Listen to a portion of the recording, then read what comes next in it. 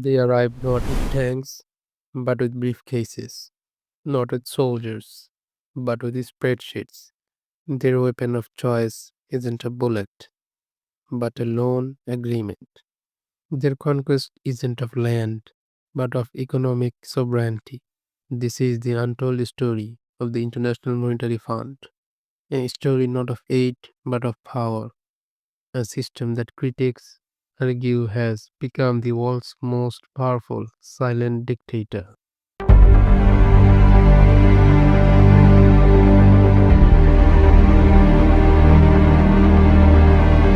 The pattern is eerily consistent. A country deep in debt, its currency collapsing, finds itself with no options. In a state of panic, its government signs a single document that will redefine its future. The document is a structural adjustment program. The terms are non negotiable. This is what former IMF chief economist Simon Johnson described as a coup from above. The logic is clinical. To receive the loan, the country must agree to dismantle its public sector. National utilities, railways, and infrastructure are forced onto the auction block, often acquired by foreign corporations at a fraction of their value. The result? In Pakistan has gone from bad to worse. Pakistan's year-on-year inflation hit a record level of 36.5%. This is the highest ever increase in nearly 60 years. Market में मुझे 28 साल हो गए तकरीबन, तो उससे गुजारा भी मुश्किल है। रेंट निकालना, बिल, मेंटेनेंस, सारी चीज़ें काउंट होती हैं। पहले तो तकरीबन 40-50 डेली आ जाते थे, लेकिन अब तो 2-3 ओनली। कम से कम 5 साल हो कोविड का। The result, documented by countless economic studies, is a direct transfer of wealth from the population to the creditors. The economy is re engineered not for internal growth but for external debt servicing. This is the first layer of control, the economic coup. Indonesia, 1997.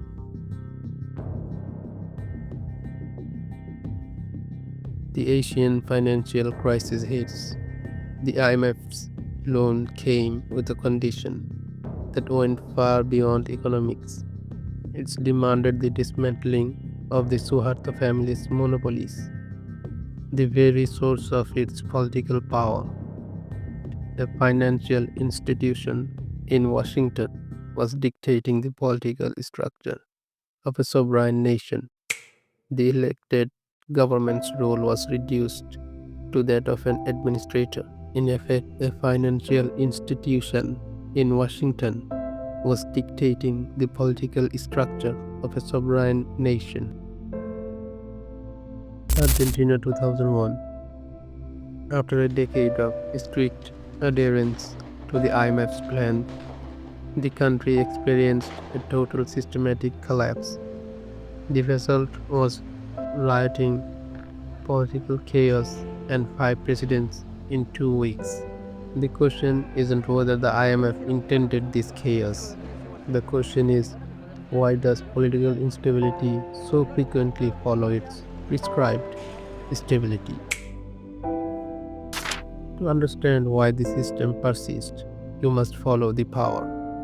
The voting structure of the IMF is not one country, one vote. It's a system of financial might makes right. This is not a global institution. It's a cartel of creditors' nations. Its primary function, critics argue, is to protect the interest of the international financial system that made the original often risky loans. The less publicized truth of the bailout is where the money goes. Analysis by economists like Joseph Stiglitz reveals a significant portion is immediately cycled back to the private Western banks that loaned the money in the first place. The nation is left with more debt, fewer assets, and a strange economy. It's a perfect cycle of dependency. A financial seize where the terms of surrender are written in the loan document. The outcome is what post-colonial scholars describe as a neo-colonial relationship. Sovereignty is not seized by force but signed away under duress. The social cost is catastrophic. The middle class is dying. Public health systems crumble. Education becomes a luxury. The data shows a direct correlation between IMF's austerity programs and a sharp rise in poverty and inequality. The ugliest truth is that it's all perfectly legal. It operates behind a shield of economic jargon and diplomatic immunity. The silent dictator does not need to break the rules because it writes them. Is there a way out? Some nations like Malaysia in 1997 defied the prescription and imposed capital controls. They recovered faster than their neighbors. The rise of alternative lenders now presents a challenge to this monopoly. But the architecture of control remains. The next time you hear about an IMF bailout, don't see it as a charity. See it for what it represents. Fundamental shift in power from the voting booth to the boardroom. A system where the will of a people can be overruled by the terms of a loan. The world's most powerful ruler does not sit on a throne. It resides in a spreadsheet, and its authority is enforced by compound interest.